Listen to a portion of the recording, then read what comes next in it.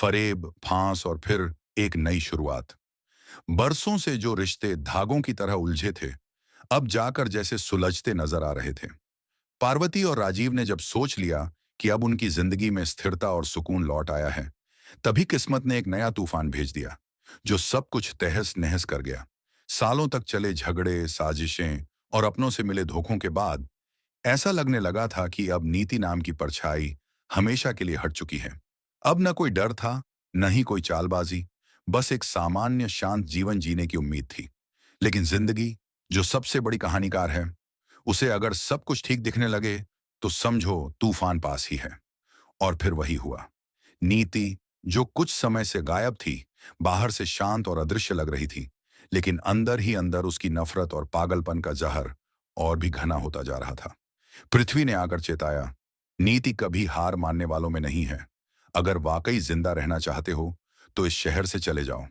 राजीव और पार्वती को पहले तो शक हुआ, लेकिन जब उन्होंने पृथ्वी की आंखों में डर और सच्चाई दोनों देखे, तो वे समझ गए, ये शांति सिर्फ दिखावा है।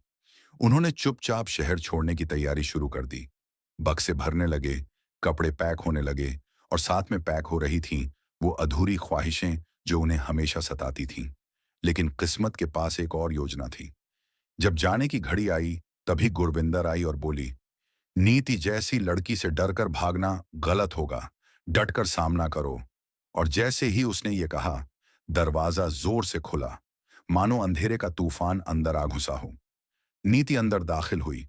उसकी आंखों में वो दीवानगी थी जो इंसान को इंसान नहीं, शैतान बना देती है। उसके साथ थे कुछ गुंडे और एक चेहरा छिपाए हुआ इंसान, दिलजीत। नीति ने सबके सामने ऐलान किया, अब ये खेल खत्म होगा और उसका अंत मैं खुद करूंगी। उसने दिलजीत को एक बंदूक दी और इशारा किया, आज पार्वती नहीं बचेगी और संजू मेरा होगा। सबके दिल थम गए। पार्वती राजीव के पीछे छिपी रही और राजीव अपने हाथ फैलाकर उसे बचाने के लिए तैयार हो गया।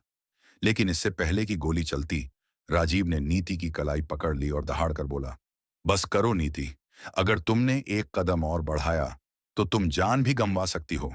पीछे हट जाओ। नीति पागलों की तरह हंसने लगी। राजीव, बरसों से सिर्फ तुझे चाहा है। तू मेरा था, है और रहेगा।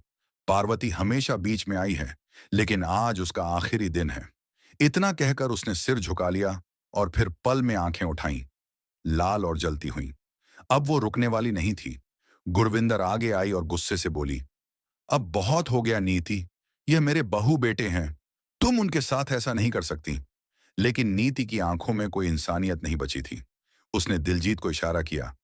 अब गोली चली और गोली पार्वती को नहीं, बल्कि राजीव को लग गई। सब कुछ थम गया। सिर्फ एक आवाज, राजीव! पार्वती चीख पड़ी। उसने राजीव को गोद में लिया। खून बह रहा था, धड़कनें धीमी हो रही थीं। तूने कहा था ना, एक नई शुरुआत करेंगे, तो ये कैसा अंत है? राजीव मुस्कुराया। एक आंसू उसकी आंखों से निकला और फिर सब कुछ शांत हो गया। उस वक्त नीति वहीं जमीन पर गिर गई। उसका चेहरा भावहीन हो गया। वो फुसफुसाई, मैंने जिसे सबसे ज्यादा, तूने कहा था ना, एक नई शुरुआत करेंगे, तो ये कैसा अंत है? राजीव मुस्कुराया। एक आंसू उसकी आंखों से निकला और फिर सब कुछ शांत हो गया। उस वक्त नीति वहीं जमीन पर गिर गई। उसका चेहरा भावहीन हो गया। वो फुसफुसाई, मैंने जिसे सबसे ज्यादा चाहा, उसी को अपने हाथों खो दिया। पुलिस आ गई। सारे गुंडे भागे, लेकिन नीति को गिरफ्तार कर लिया गया। जब उसे ले जाया जा रहा था, उसकी आंखें लगातार पार्वती पर टिकी थीं। उनमें नफरत, प्यार, पछतावा और हार, सब कुछ था। पार्वती ने आंखें फेर लीं। अब कहने को कुछ भी नहीं बचा था। एक नई सुबह की शुरुआत।